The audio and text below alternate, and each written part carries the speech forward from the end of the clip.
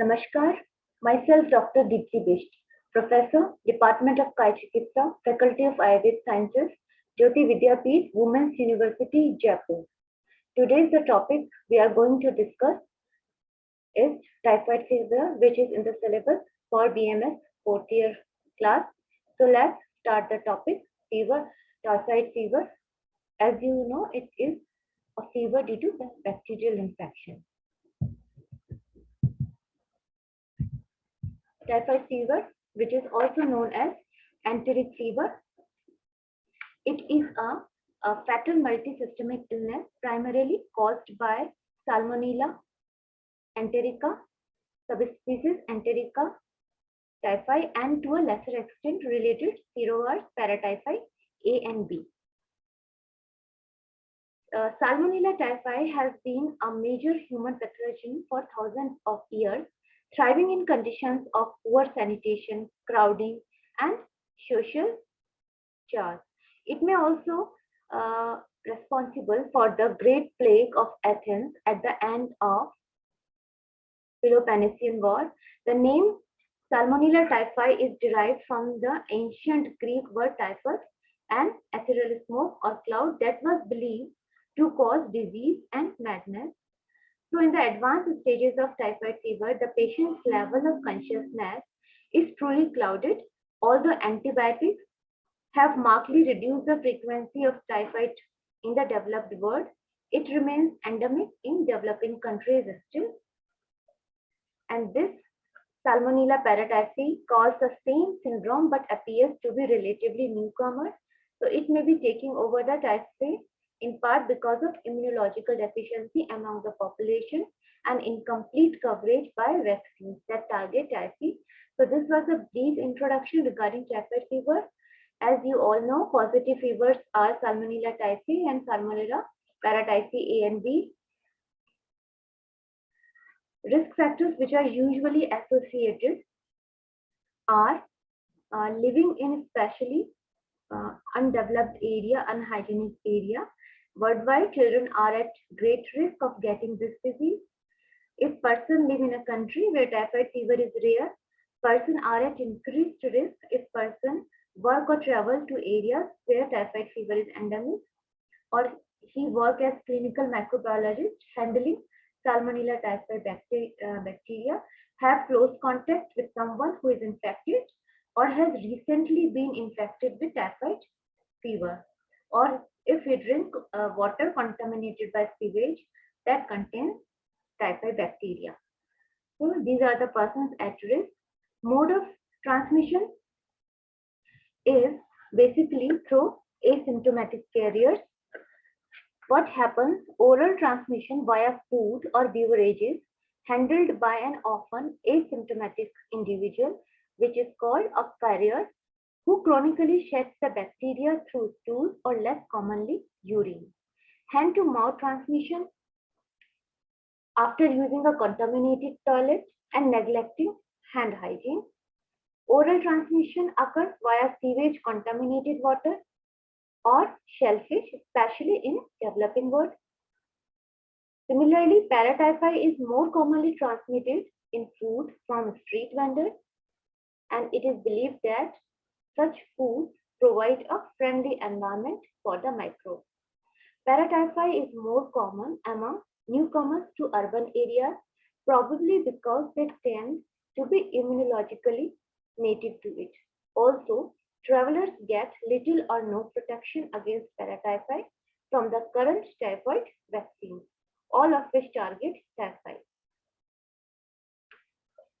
So, one important point regarding this bacteria can survive a stomach pH of 1.5. So antacid, histamine 2 receptor antagonists, that is H2 blockers, proton pump inhibitors, gastrectomy, and achlorhydria decreases the stomach acidity, and automatically they facilitate Salmonella typhi infection. Now pathogenesis. Pathogenetic species of Salmonella, when present in the gut, are engulfed by phagocytic cells. which then pass them through the mucosa and present them to the macrophages in the lamina propria. Non-typhoidal salmonella are phagocytized throughout the distal ileum and colon with toll-like receptor or TLR4 complex. Macrophages recognize pathogen-associated molecular patterns such as flagella and lipopolysaccharides. Macrophages and intestinal epithelial cells then attract T cells and neutrophils with interleukin 8, causing inflammation and then suppressing the infection. Salmonella typhi and paratyphi then enter host system primarily through the distal ileum. They have specialized fimbriae that adhere to the epithelium over clusters of lymphoid tissue in the ileum, that is Peyer's patches.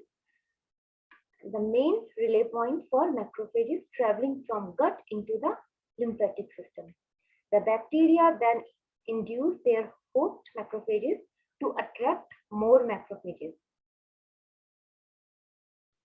Then Salmonella typhi has some capsular antigen that masks these pathogen-associated molecular patterns, avoiding neutrophil-based inflammation. And while the most common paratyphi A does not, this may explain the greater infectivity of typhi compared with most of its cousins. Typhoidal salmonella go off the macrophages' cellular machinery for their own reproduction as they are carried through the mesenteric lymph nodes to the thoracic duct and lymphatics and then through to the reticuloendothelial tissues of the cells of liver, spleen, bone marrow, and lymph nodes.